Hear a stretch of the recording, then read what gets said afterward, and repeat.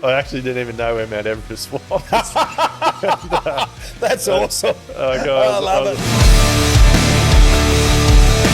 Hello and welcome to Level Up with Duayne Pearce. My dream is to improve the residential building industry for all involved. Throughout this podcast, we're going to be chatting to all types of industry experts to make sure that builders, tradies and clients all have a fantastic experience.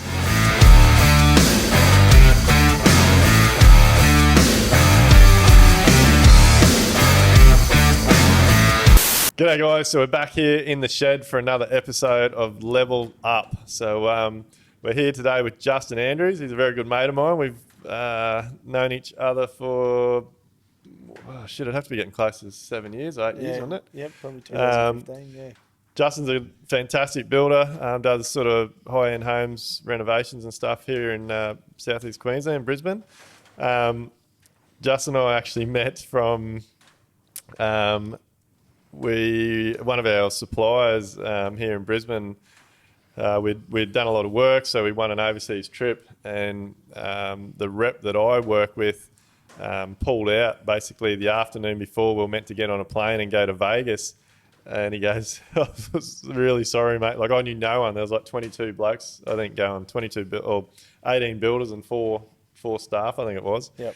And he goes, look, his best mate passed away, and he's like, I can't come. I'm really sorry, but I know this bloke you'll get on really well with. And I met Justin at the airport the next morning, and we've pretty much been mates ever since. We had a great trip, learned a lot. Yep, certainly did. It was an eye-opener anyway in Las Vegas. What goes in Vegas stays in Vegas, I believe. Boom, boom. But we've become really good mates from that trip, and we've stayed together ever since. So, Justin, tell us a little bit about yourself, mate. Like, everything we're doing on these podcasts is about just helping the industry. I guess letting younger guys that are trying to get in the industry, tradies or builders, like, understand the hard times that we all go through, but also those hard times can turn into a magnificent life, business, career, all those types of things. So, mate, tell us a little bit about yourself and how you got into the building business. Well, my old man made me do it, actually. Got into becoming a carpenter, actually. Said, I wasn't really university-focused sort of fellow from school. So, did year 12 and came out of school, and my old man got me an apprenticeship with the Queensland Master Builders, and did my apprenticeship there. Yeah. Stayed there for 4 years, moved down the Gold Coast, did, most of my 20s through the Gold Coast, and then met my wife and then moved back to Brisbane. And then pretty much, started how I actually started my business was, my wife always wanted to be a stay-home mum. So for me, I was actually supervising for a project builder at the time. And I decided that, the money wasn't going to cut it for me to actually support my wife and, have a good life for my family. So I decided to start my own business, and pretty much my daughter was 6 months old. We had another one coming as well. And, I started my own business, and, that was, I'll be honest, I pretty much call Abode my other baby that I didn't actually have, that you've sort of got to nurture it on the way, you got to burp it, you got to do all sorts of stuff to make it into pretty much another child that you sort of made throughout those years, So did you do your apprenticeship the traditional way with one builder? And No, see, with the Master Builder, it wasn't actually. It was actually like an apprenticeship scheme. I sort of went out to a few builders, but then I did the bulk of my apprenticeship through a fellow that we ended up doing everything, and that was a good thing about it. We did the footings, we set the house out, we tied the steel, the only thing we didn't pour the concrete for the slab, we did pour the concrete for the footings. So we did everything from start to finish, and that was a good thing because I learnt a lot through that. And I think for me that's a massive part of the industry these days that's getting lost. Like we do that. Our boys get to learn everything, and I really feel. And you would know yourself, like I really struggle putting you put an ad out for carpenters, and you get these people come to want to get a job, and there's people out there calling themselves carpenters that have spent their whole apprenticeship, whole career doing lock-ups or doing fit-outs or doing framing. They're not carpenters. No. Like a carpenter to me or a builder to me, like you do everything. Yeah. Like, and it's a shame the industry's gone that way a little bit. And I feel like someone that comes to get an apprenticeship with blokes like yourself or myself, it's incredibly valuable. Like Yeah. I think a lot of guys take it for granted, like that Yep. work for you or I, that Yep. like what they're learning is a dying trade. Yep. Like because it's not far off where like we're seeing it with plastering now too. Like there's a sheeting crew and there's a Yep. cornice crew, there's a setting crew. Like the days of people being true craftsmen and knowing everything are getting pretty limited. But Yep. and so what obviously, so you jumped in the deep end, you started Abode and went for it. Like what were some of the struggles that you went through starting a business? Oh, just learning different personalities for me. Yeah. Like, you get different people, clients, you get different, trades and whatever. Just actually learning how to deal with people a little bit better than actually, that was the hardest thing for me, I think. I knew my craft. Yeah. And I knew, enough about other trades and everything. It's just about managing people. That's the hardest thing I felt when first starting. That was managing a whole range of things, right through your suppliers, right through to your clients, everything. Do you know what I mean? People's expectations. Yeah, and I found that was the biggest thing for me to understand how to read people as well. Like you sort of, and you can really read a situation. Now I feel I can read a situation better than I ever did 15 years ago. Where when you go into a meeting with ever or whatever, you actually can see where it's going, and you can sort of then negotiate a little bit better than what you did in the past. That's what I found. So what so like contracts, all that sort of stuff, like you had your head around that, or have you had some... that was pretty. I learned that pretty quickly in the deep in the first part. You know what I mean? Like not knowing the contracts as well as I did. You know what I mean? And then using that contract to the right way as well, using it the best for you as well. Like there's a lot of things in there that I've only learned over the years. Me immersing myself within that contract, actually utilising it better to my advantage, also letting the client know exactly what's in the contract as well, and really educating them more even before you sign that contract. And I think that helped in the last 4 to 5 years. Business, like you, and I think that's probably a hard part for a lot of people. Like you've got to change your mindset from being a builder to being a building business. Yep.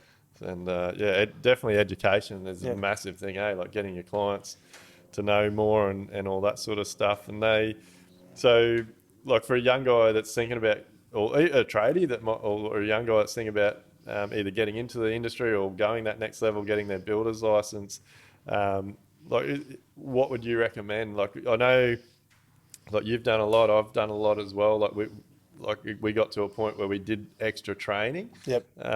Like I look back and really wish I had the mindset to do more of that training, possibly even before or during while I was getting my builder's license. I think it would have helped me and saved me a shitload of money. Oh yeah, I totally agree with that. But like, is there anything in particular you'd recommend to those guys that they go and do, like any courses or mindset, or even like for me, a big part of it was working on myself. Yeah, that's true. And like, in saying that, we were just having a discussion before about working on myself, which I've been doing that for the last 9 weeks, which is, that's been awesome. But for me, I think for young guys that, when you first start off, you're gung-ho. You're straight in, boots all, everything's going flat knacker, look at this, it's all going great. But then you hit that curveball with a client, and you get that client that, isn't the ultimate client you want, and then it sort of starts going south. Then you start going, well, is it me?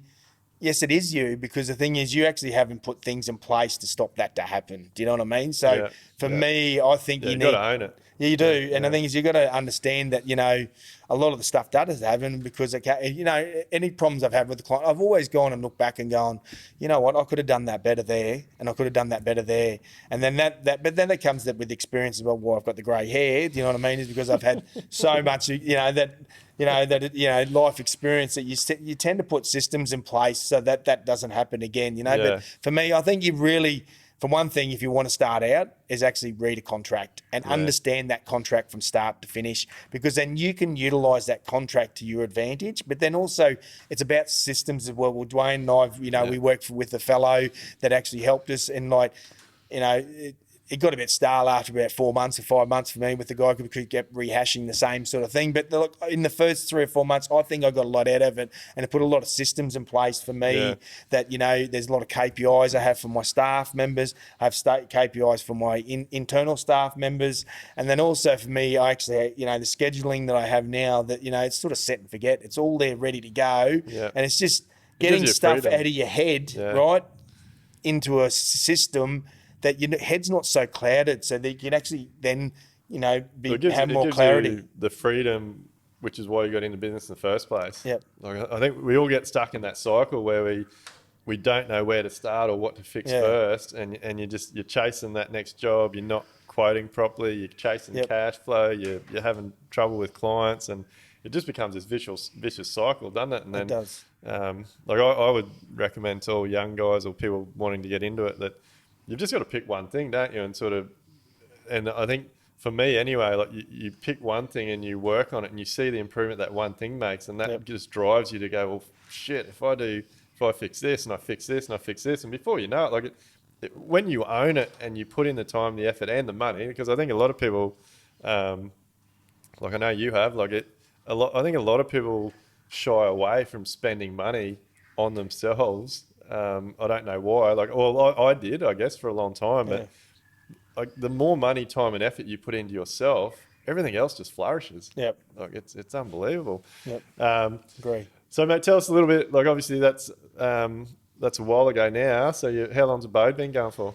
I think this is my 14th or 15th year that I've been running for myself. So and in that time, it's and like you're saying, spending your money on yourself. Like I probably for the first nearly 10 years, I suppose, I used to do all the admin. I used to do everything.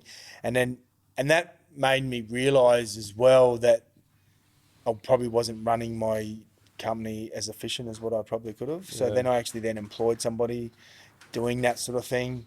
And that's made a big difference as well. Like I know everyone's got to, pay for someone to be in the office, but for me, that's really cleared up a lot of stuff for me.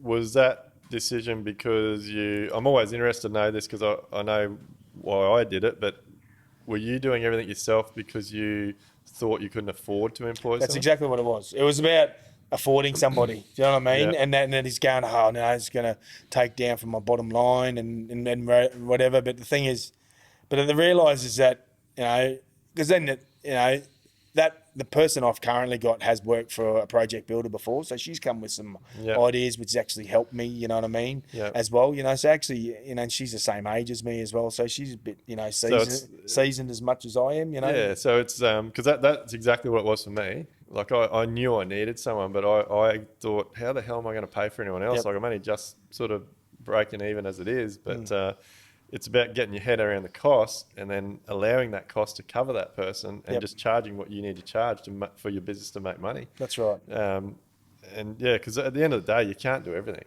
No. And you're so much better off putting your time into what you're good at, what you're efficient at, what's going to make your business the most money, and paying someone else to do. Because I know, like I was shit at all the office and admin part, and at the end of the day, I thought I couldn't afford those staff members. Oh, for a long time there, my wife Camille, and I know your wife tried to work in the business for a while. It doesn't do anyone any favours. All it does is stop you from getting ahead and stops the business growing, doesn't it? Yep, it does. And the thing is, but then you can then, we always say, everyone says, the big working in your business, you know what I mean?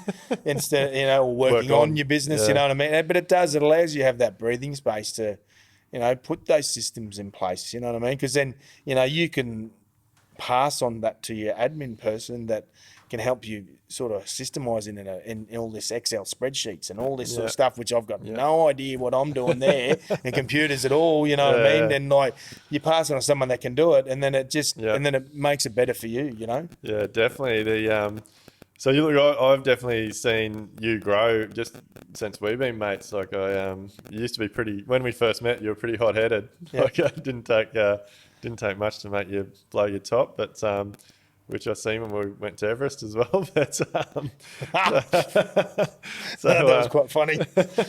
I'll tell you the story. Yeah, so you want to hear the story? We'll get to that. But so I guess just quickly before we move on to a bit more personal stuff and about you, like you've got a fantastic thing in your business on your website.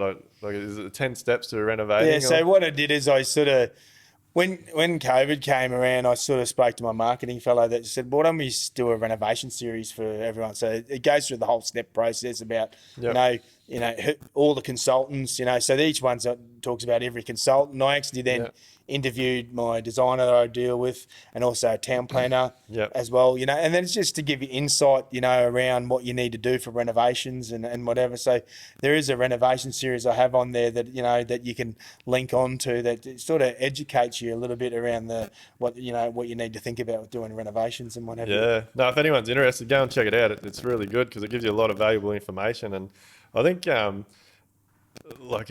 this generation and like you and I, so Justin, we've got a builders breakfast group we catch up with quite regularly, but like one thing that's really held us back, like builders don't talk to each other. No. So I think like these groups we've got where we catch up with other like-minded builders and we all have a chin wag, we talk about our problems and we give each other advice, and probably most importantly we just have a general chit chat to get things off our chest as well. But you've been running a good business now, like you're smashing out the good quality projects. So your business, like Abode, really its focus is like renovations. Yeah, mainly renovations. Lift and builds. Yeah, mainly lift and builds. That's what I mainly do. You know what I mean? For me, I know my sweet spot. I've worked out what my blue house is. Sort of from sort of 350 to 750. That's where I know that I've got all the systems in place where that's where I make my most profit. I believe. And your staff know what they're doing. Yeah, and the staff got an idea what they're doing as well. And I mean, I'm only a small crew. I was bigger up until COVID. Tell us about your crew. What size crew you got? So I've only got 4 guys, and then 5th with me as well. But we still, I can't believe it. I worked out, and this is not a word of a lie. I turned over 300,000 less with half the amount of people in the last 12 months than I did previous. Yeah, so the team's got far more efficient. Yep. So that's obviously a testament, mate, to your systems and your processes and your team. We definitely found that a couple of years ago as well. We halved our team, almost did the same turnover and made more money. Yep. So let's move on to get away from the work, because I think we've got a lot of valuable information there that's going to help a lot of guys out. So Justin and I, we met on that trip to Vegas. Had an absolute cracking time. Justin had a few nightmare stories, I guess, from that trip, but we figured those out. But it was only it was a couple of years after that, I think, a mate of mine put it on me to go to Everest Base Camp. And at the time, when he asked me, I actually didn't even know where Mount Everest was. That's awesome. I love it. I was like, I know. I didn't know that one, but I've heard about Mount Everest. I'll jump on the bandwagon. Let's give it a crack. And like for me, that trip was life changing. Yep. Like it changed my life. I come back from it. I felt like a new person. And like leading up to that trip, I was definitely putting time and effort into myself and into my business. But since that trip, I've just gone gangbusters. But we shared some pretty good times on that trip. So I invited Justin along. We had an incredible time, and we learned a lot, didn't we? Like it was sort of 3 weeks of just being very close to each other. Got to see each other have a few nightmares and hallucinate and dealing with bloody what's it called? The altitude sickness. Altitude sickness, yeah.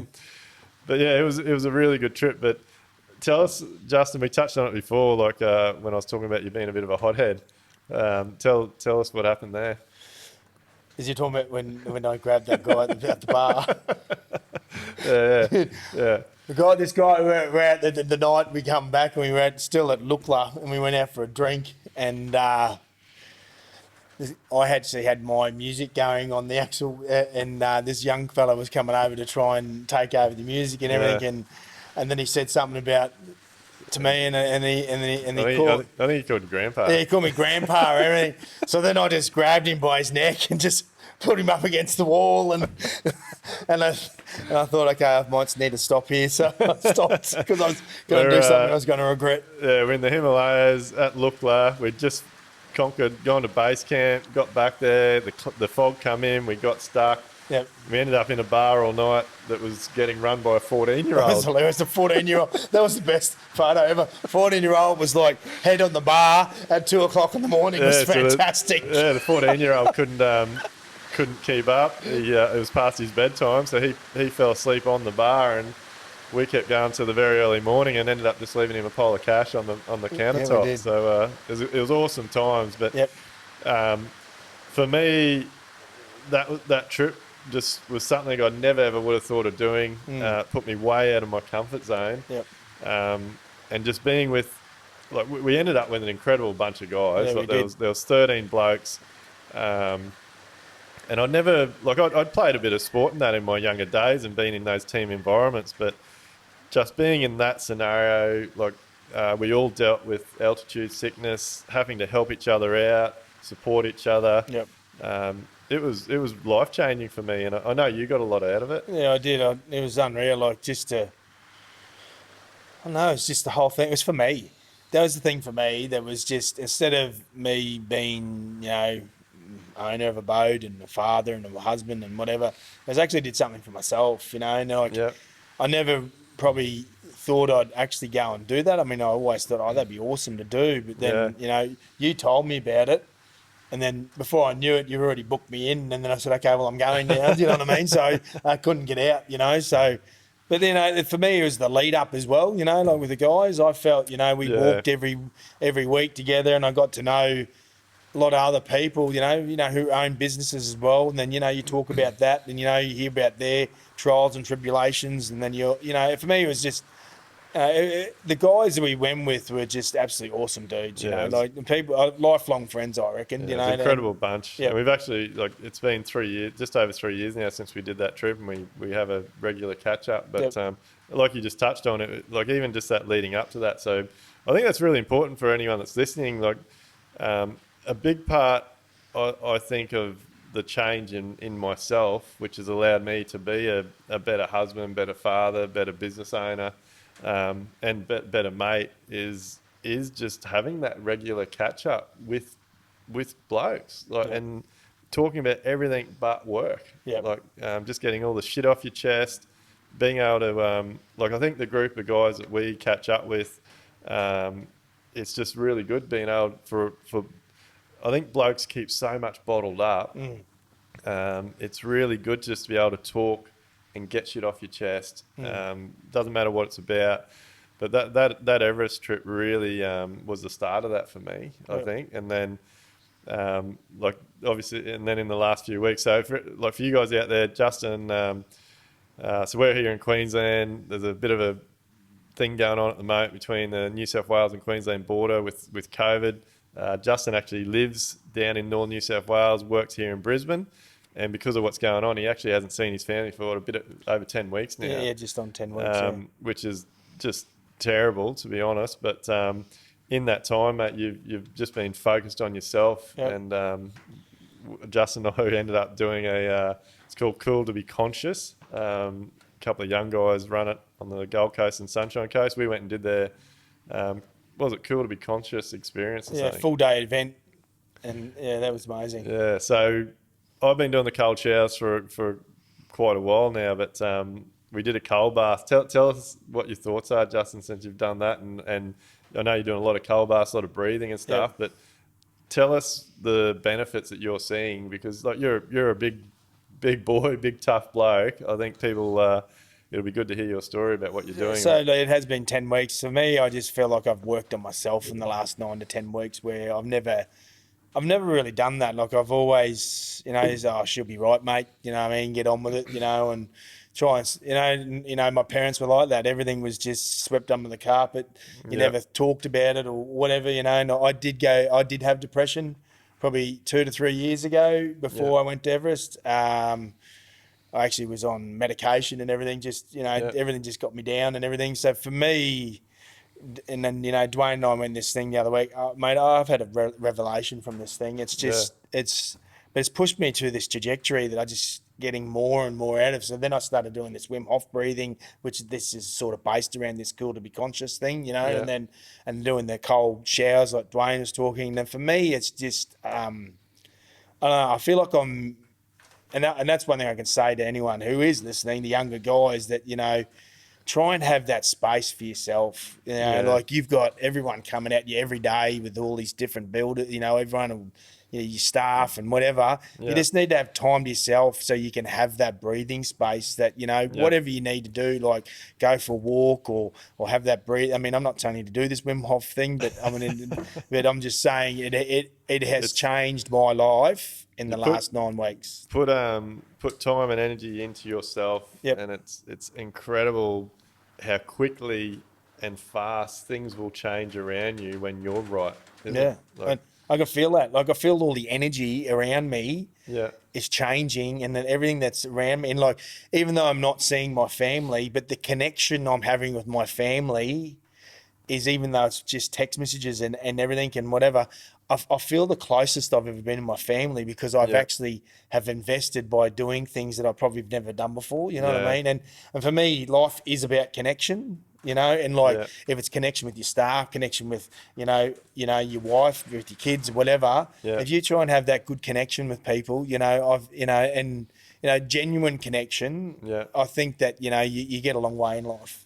Yeah, no, I think it's incredibly powerful. Like I've definitely come around the last few years. Like I wasn't like I used to get very uncomfortable like when people were trying to hug. Like I wasn't a hugger. Like hugging was for like close family or your wife or whatever. But I've definitely opened up a lot more to that in the last few years, and just even simple things like that, like when you're finishing a project or you're at a milestone in a project and a client wants to give you a hug, like just opening up and being able to comfortably have that hug like has made a big difference. Like you get that connection with them, and it's incredible after that hug.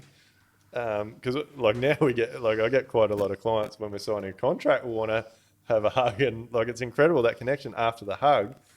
You're so much closer. Like I don't know what it is, but definitely putting time, energy into yourself is a game changer. Like I believe. And so with a hug, right? I just tell you, my wife's very spiritual, right? And she says with a hug should go as long as 20 seconds. If you try and do a hug for like 5 seconds, you actually don't get that heart-to-heart connection. If you try and have a hug with somebody and try and have that 20-second hug, you'll see and you'll feel the difference between yourself and that other person. It is massive. Yeah. Oh, mate, look, I've even seen it with my wife. Like I was like I love chicks. Like I'm a bloke. I love chicks. Like I love my wife. Like, but like I'm that. Like I just thought for a long time, like you wake up in the morning or whatever, you walk past them, you give them a pat on the ass or whatever, and they don't like that. No. Like, and we like, but I'd never really thought about it. Like you're so much more connected when you walk up and you just have a hug. And even just the relationships between me and my wife, since I've sort of realised stuff like that, like they're not a piece of meat that you just should walk past and tap on the ass. Like they respect you, you got to respect them. So, but it's unbelievable. And like you said before, like my parents were very old fashioned. Everything got swept under the rug. You didn't talk about your emotions. You didn't talk about your problems. No. If you did talk about your problems, there was something wrong with you.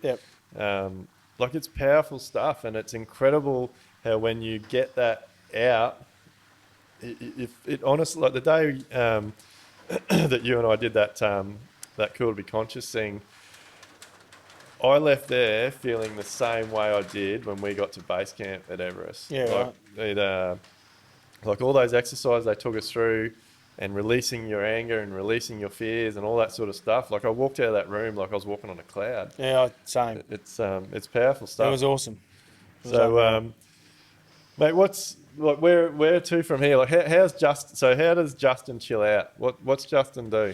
I do like to go for a surf when I can. Yeah. You know, and then for me, I've as of late, I've just really been enjoying walking. Actually, I've just really getting really into the walking and that takes us back to Everest. You know, like I really enjoyed that time Yeah. you know, where we walk, you know. So for me, and for me, I don't mind watching a movie. Yeah. I'm a What's bit your of, favourite movie, mate? I'm just halfway through Free Guy, like I said before, at the moment. So that's Ryan Reynolds, pretty funny sort of bloke. So I'm actually quite enjoying that one at the moment. You got to watch that. Yeah, no, that's a new one, isn't it? Yeah, it's a new one. Yeah. Yeah. That's like what any other hobbies, interests like so build like is building your passion? Yeah, it always has been. You know, like when I first got into it, no, I used to go, oh shit, this is too hard. You know, the body couldn't handle it and everything. Yeah. But I'll just give you one other point. And like I said, I pumped. We did this AFS wall system. I don't know if you know about it. The other day on Saturday, I pumped the AFS wall system with the pumpies, and I these two blokes, like, they're rough around the edges, right? But they're Yeah. nice as kids. You know what I Yeah. mean? But like they're always. Pumpy's always got no teeth and taken too many drugs in their life, you know. But you got to look past that. Do you know what I mean? I mean, they're the loveliest kids, you know.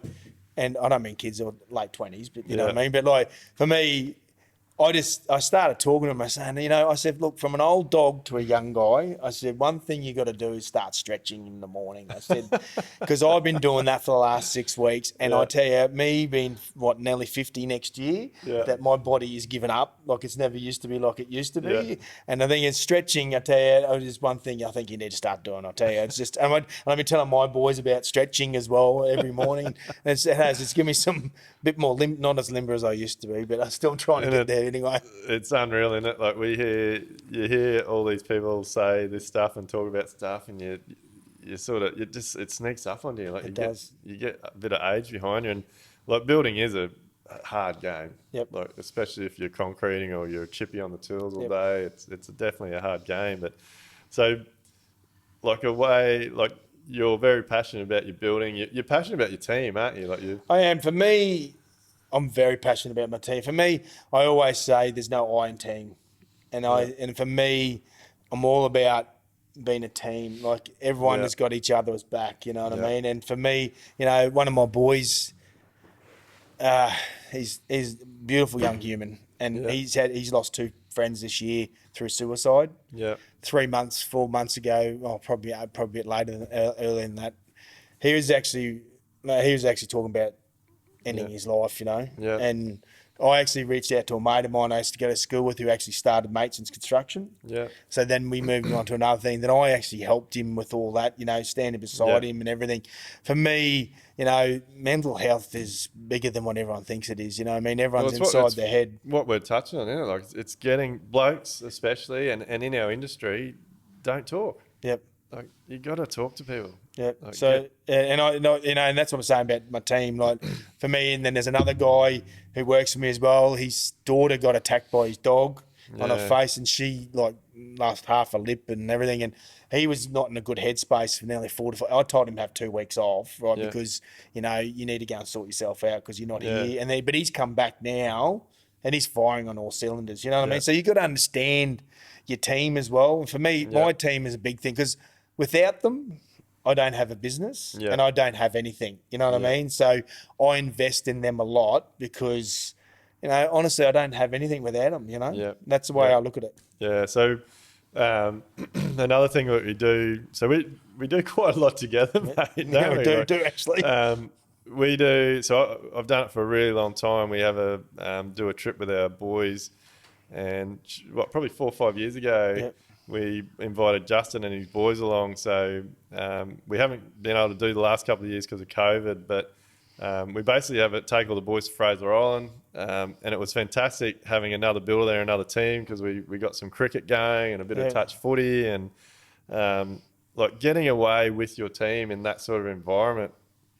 Like for me, it's a real learning experience because you can sort of get a little bit to know people on site and at work, but when you take them away for a 3 or 4 day thing where I just love seeing the ones that jump in and like help prepare the meals, or like we go up there in August because we do the tailor fishing. So even just seeing the ones that jump in, get up early, help out with the fishing in the afternoon when you catch a fish, clean the fish, like it really it's good team building, hey, like doing that sort of stuff.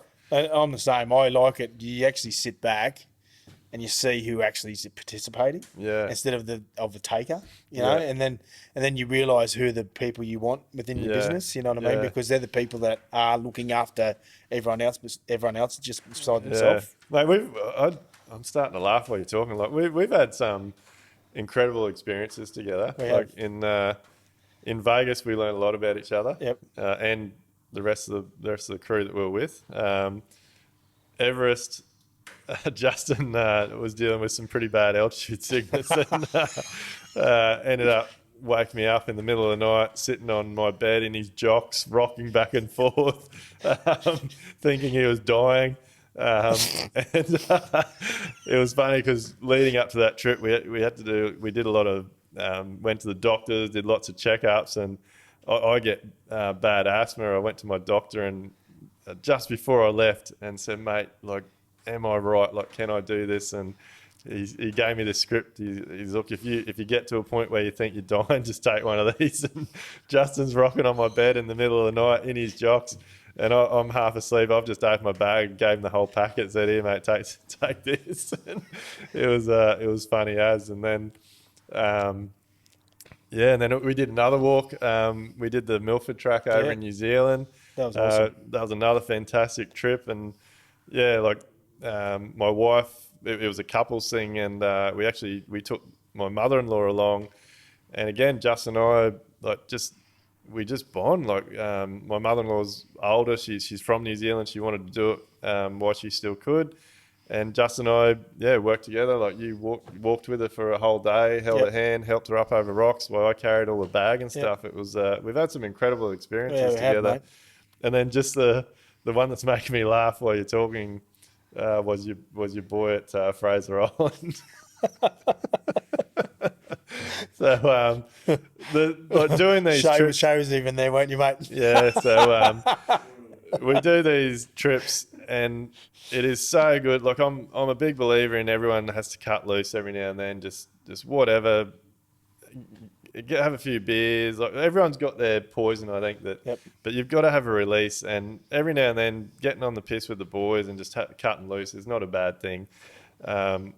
But yeah, I think the guy, one of your guys had only been with you a few weeks or a couple of months or something, hadn't he? And there was a bit of pressure to fit in with all the crew. And anyway, one thing led to another. We had this enormous bonfire happening, and one thing led to another, and before we know it, one of the boys probably had a little bit too much to drink and started doing a striptease around the fire, didn't he? And before we know it, had thrown all his clothes in the fire and didn't know what he was doing, and then went on to perform a couple of backflips naked. And, that was an eye-opener, I tell you. Oh, mate, I'd never seen anything like it. I could not believe it. But then we had the backpackers up the road joining after they saw him do the bonfire. Yeah, we were having such a good time and cheering and just cutting loose. And then turned around behind me, and there was three blokes standing behind me. And I looked around. And I was like, "Look, guys, we don't come to Fraser to stand around a fire and watch naked guys dance." And they're like, "Mate, this is friggin' awesome. Like, we're over there camping with our families. You guys are having a ball. All we can hear is the noise. We want to come over and check this shit out." It's like that. It's just lifelong memories, isn't it? It is, like, well, mate, look, really appreciate your time and having a chat with us. I reckon you've helped a lot of guys out. I do think for everyone out there, like, seeing a big, strong bloke like yourself opening up and talking about the stuff that you do is it's a game changer. And I'm sure it's going to help change a few lives or even save a few lives. So that's another episode of Level Up, guys. Hope you've got a lot out of it, and we'll see you on the next one.